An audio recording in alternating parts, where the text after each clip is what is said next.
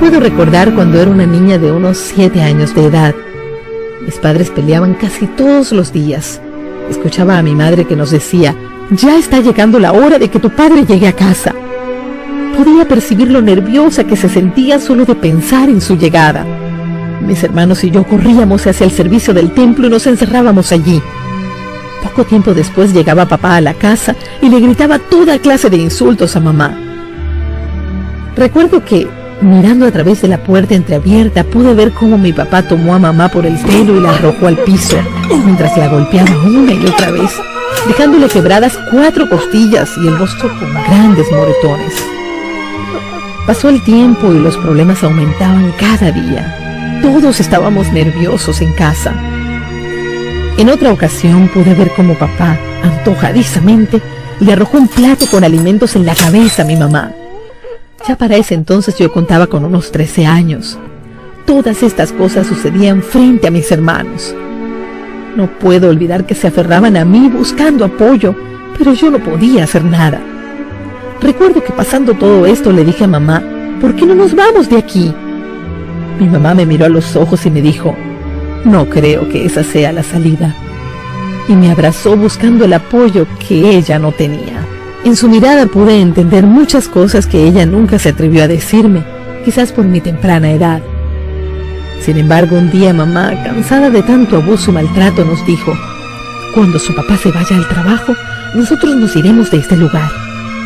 Toda la noche de ese día no pude dormir esperando que llegara el momento de salir de aquel infierno, hasta que llegó al fin la mañana de aquel terrible día. Salimos sin rumbo hasta llegar donde una gran amiga de la familia. Recuerdo que salimos de la casa solamente con lo que llevábamos puesto, para no levantar ninguna sospecha por parte de mi padre. Allí, en casa de la amiga de mi madre, conseguimos ayuda, y de esa manera nos separamos de mi papá. ¡Al fin somos libres!, pude gritar. Comenzamos una nueva existencia. Tanto mis hermanos como yo teníamos una vida en familia, pero sin papá. De todas maneras, papá nos hacía falta. Pude observar a mamá muchas veces llorando y pude entender que extrañaba a su esposo y nosotros a nuestro padre. Pero debíamos adaptarnos y tratar de olvidar al hombre que, más que padre, se había convertido en nuestro verdugo, que nos estaba matando lentamente en un silencio maldito. Pude ver cómo mamá se abría paso en el difícil camino de la vida. Hasta que un día llegó a nuestra casa un supuesto amigo de ella que había conocido en su trabajo.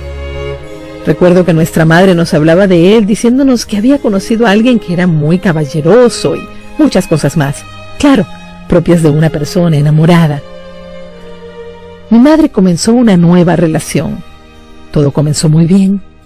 Pasaron los años. Ella se enamoró del señor y contrajeron matrimonio. Este es el segundo hombre que llegó a nuestro hogar. Tanto mis hermanos como yo teníamos bien claro en nuestras jóvenes memorias todas las escenas del primer matrimonio de nuestra madre. Pero este nuevo tenía algo en especial, y era que él no venía solo, sino que traía 2 niños que había procreado en otro matrimonio fracasado. Eran como si de 2 choques de vidas recogíamos las partes para construir una nueva. Debíamos acostumbrarnos a una nueva vida, compartir nuestras habitaciones y quién sabe cuántas cosas más. A veces nos cohibíamos de acercarnos a nuestra madre cuando él estaba. Comencé a percibir que él sentía celos de nosotros y empezó a prohibirle que nos hiciera ciertas cosas a las que ella nos había acostumbrado. Pero más que eso, empecé a notar que se pasaba tiempo observándome. Recuerdo muy claro que ya tenía 15 años, y esa situación me hacía sentir desesperada, sin saber a quién acudir para contarle este problema que se veía venir y que desde ya me estaba sumergiendo en un silencio agonizante. La mirada de ese hombre era penetrante. Me refiero a las miradas que desnudan a sus víctimas. Eso me desconcertaba. Y ahí comienza mi calvario, y no solo el mío, sino también el de mis hermanos, que no se atrevían a decir nada fuera del círculo que habíamos hecho como único medio de defensa contra cualquier invasión.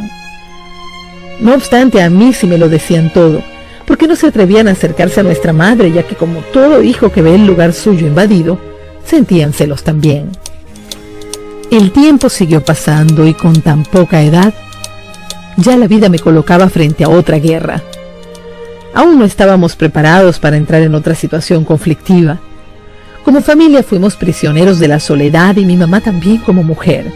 Pienso que todos éramos cautivos de un silencio desgarrador.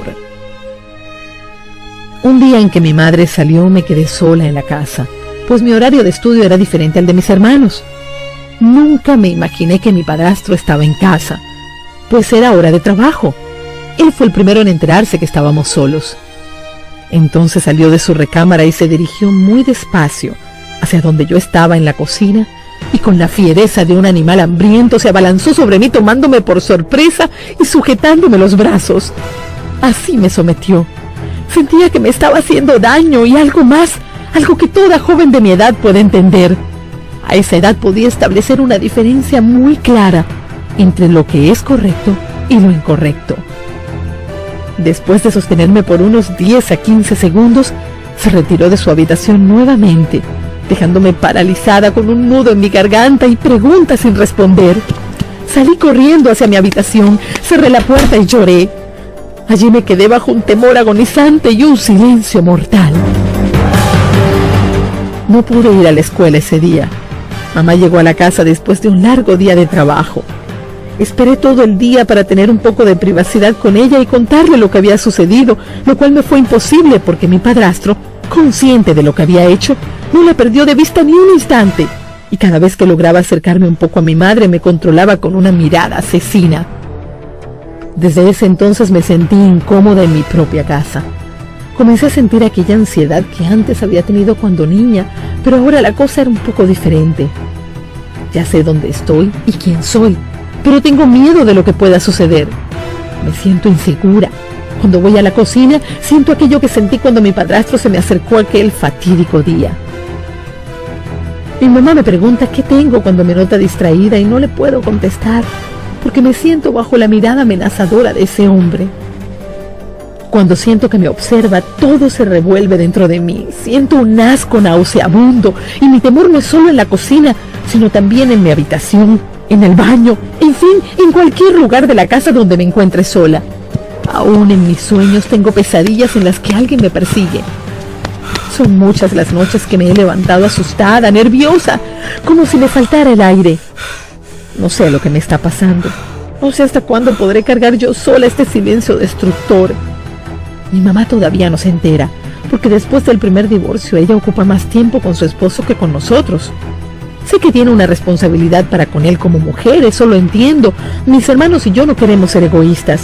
Ella merece ser feliz al lado de una persona que la ame, pero debió ser vigilante de lo que podía suceder a espaldas suyas con sus hijos. Aunque parece que el cambio de matrimonio fue solo un cambio de prisión, ella volvió a ser una prisionera. Eso me duele, y creo que mamá no nota lo que es o lo quiere disimular.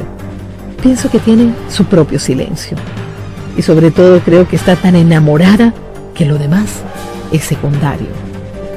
La macabra mente de mi padrastro no se detuvo. Un día, estando yo en la sala de mi casa, medio dormida en el mueble de la sala, después de un largo día de estudio, sentí de pronto una mano que se deslizaba suavemente sobre mis piernas. Cuando abrí los ojos era él, que me estaba tocando. No supe qué hacer, no pude decir nada y aunque todo el mundo estaba en casa, mis hermanos y mi madre, nadie vio nada. Así que tomé la decisión de irme a mi cuarto, pero no pude dormir. Esto se agigantaba dentro de mi silencio y no me atrevía a hablar de lo que estaba pasando porque veía a mi mamá cada día más enamorada de ese depravado. Un día, mientras mamá estaba tomando el desayuno con nosotros en la mesa, tomé la decisión de escribir una pequeña nota en la cual explicaba todo lo que me estaba sucediendo. ¿Saben qué? Mi mamá no creyó nada de lo que le escribí en aquella breve nota. Sentí que mi silencio ya me estaba venciendo al tiempo que mi alma se endurecía.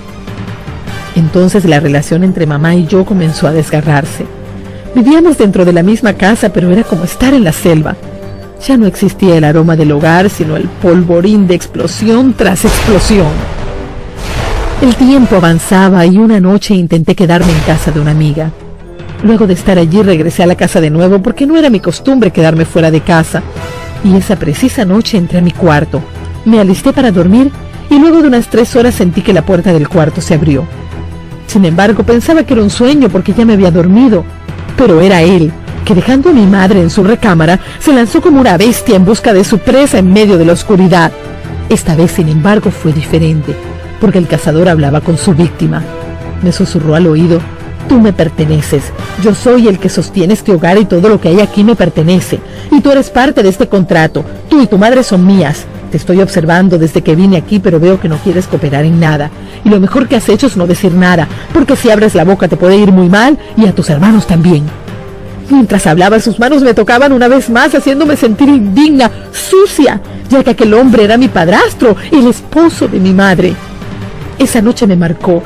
Ya no supe qué hacer. No podía contar con mamá porque ella no me creía. Pensé: ¿a dónde debo ir? ¿Quién me escuchará? Esto abre un nuevo episodio en mi vida. Debo marcharme de la casa. Conocí entonces a una amiga en la escuela, a la cual me brindó su amistad y con ella la oportunidad de alejarme de aquel lugar que se convertía en continua amenaza para mi integridad física y emocional. Ahora entraba a un mundo incierto y envuelto por un silencio de remordimiento. Al salir de la escuela tenía que trabajar, hacer mi propia vida. Ya no contaba con mi familia porque ni siquiera saben dónde estoy, y creo que en todo este tiempo no lo sabrán. ¿Se imagina cómo me siento? Creo que no. No me juzgue, por favor. He sido forzada a tomar esta decisión para poder romper con un silencio que me consumía y amenazaba con exterminarme. Un día, aún estando en casa de mi amiga, me sentí sola, sin mi familia y más que todo ello sin mi padre, que a pesar de que tenía años sin verlo, lo necesitaba. No me importaba cómo se había portado con nosotros, necesitaba protección, consejo. Lo perdí todo. Quedé a la intemperie, a merced de un terrible frío que cala hasta lo más profundo de mi alma. Si tuviese a mi padre, otra cosa fuera, y el cobarde de mi padrastro lo había pensado 2 veces antes de haberme tocado. En medio de esa soledad, mi amiga me invitó a ir a una fiesta con otros amigos que ella conocía, y aunque mi cuerpo estaba allí, mi mente vagaba. No era yo la que estaba allí. Bien sabía que ese no era mi ambiente, ese no era mi lugar. Esas no eran mis gentes. Por eso, aunque estaba en medio de una fiesta, me sentía sola, vacía y triste. Parecía una tonta. Estaba tomando limonada mientras los demás ingerían alcohol. Para todos ellos, eso era tonto. Mi amiga se me acercó y me dijo: para que puedas pertenecer a este grupo, tienes que tomar lo que ellos toman. Y como yo quería entrar en su onda, accedí a la sugerencia. Comencé a tomar alcohol. Pasado el tiempo, era para mí algo normal hacerlo. Luego cambiaron de alcohol a droga, lo que al comienzo no fue fácil, pero al hacerlo con tanta frecuencia se me hizo un hábito y comencé a sentir que me faltaba más. Ya no era suficiente lo que estaba consumiendo. Perdí algunos días en mi trabajo, por lo que me expulsaron del mismo, pero nada de eso podía detenerme. Buscaba entre los amigos que me habían introducido a la droga, pero me decían: si quieren más de esta, tienes que comprarla. Pero no tenía trabajo, ni familia. Estaba cayendo ante la temida soledad y casi en el desprecio. Estaba siendo devorada por el vicio, bajo el silencio de los demás. Así fueron pasando mis días y también mi vida. Me sentía atrapada y me decía a mí misma: soy una víctima más. Pero al mismo tiempo pensaba como el hijo pródigo. Dudaba si volver a casa sería lo mejor porque, aunque parezca extraño, pensé muchas veces en cómo estarían mis hermanos, mi mamá y mi padre, que era el que más tiempo tenía sin ver, pero me sentía atrapada, no quería ni podía regresar.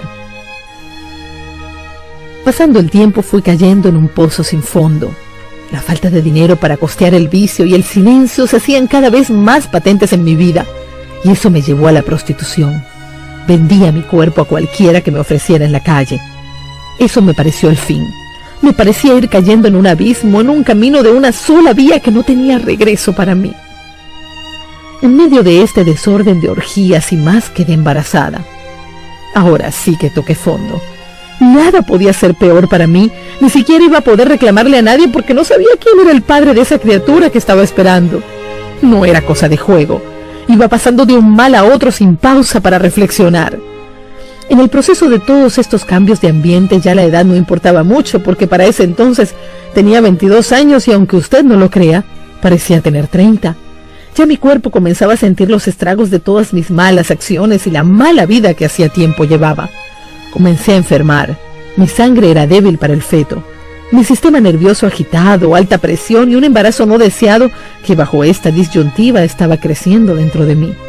Comenzaron a salir algunas llagas en mi piel, el pelo debilitado escaseaba en mi cabeza, comencé a perder peso alarmantemente. En medio de toda esta crisis, recibí mi primer regalo, una brutal golpiza propinada por uno de mis malhumorados clientes porque, no les dije, tenía que seguir trabajando para poder subsistir. Días después se unió otra nota negativa a mi desgracia. Fui echada de la habitación que ocupaba. Ahora, completamente en la calle, no podía buscar clientes y con 5 meses de embarazo menos. Pero ¿a quién le importa eso? Fui al médico durante esos 5 meses una sola vez, porque tenía miedo que al conocer mi situación me despojaran de mi criatura al nacer.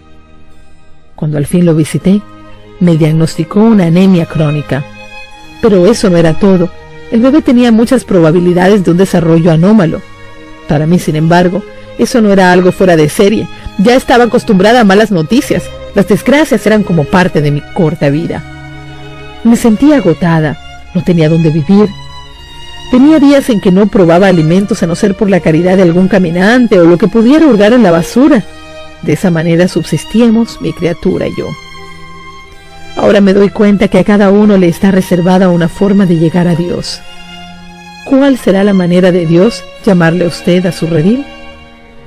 Nunca pensé que habría una oportunidad para mí estando tan sumergida como lo estaba en el cieno del pecado. En medio de mi tormenta, nunca pude ver a Dios. En aquellas circunstancias, cada día que pasaba parecía ser el último, ya que no podía haber larga vida en tan caóticas condiciones. Pero aunque no podía ver a Dios, Él estaba allí. Eso es lo preciso de su poder, que lo hace visible cuando lo considera necesario, y como dice un compañero ministro en República Dominicana, Dios ni se adelanta ni se atrasa, llega en el momento preciso. Nosotros por nuestra falta de fe somos los que nos desesperamos y comenzamos a dar pasos a ciegas porque dirigimos la vista a muchos lugares, menos al blanco. Dios tenía preparado a un joven evangelista que fue a predicar a la gente de las calles, y cuando se acercó donde yo estaba, pensé que me conocía, porque comenzó a nombrar cada uno de los problemas que yo tenía como la especialidad en que Dios trabajaba. Imagínese, una persona al borde de la desesperación escucha de repente que hay alguien que puede ayudarle y más que eso, no le pide referencias. Uno las da si quiere. No le importa su origen, no tiene que pagar nada, no tiene que firmar ningún papel y encima le promete, si le deja trabajar en su vida, un cambio radical.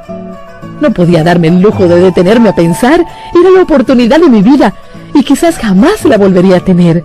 Así que sin titubear, acepté ser tratada. Escuché cada una de las palabras del predicador que eran como un bálsamo a mi desgarrada vida. Inmediatamente mi vida experimentó un cambio a todos los niveles.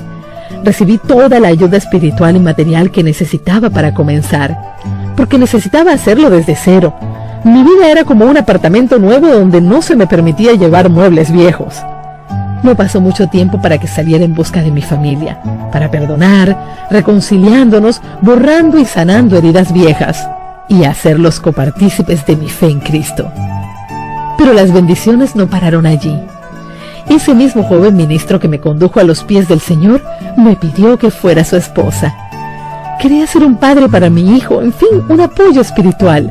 Tampoco titubeé en responder, acepto, porque después de Dios era lo que más necesitaba en esos momentos, una persona que me apoyara.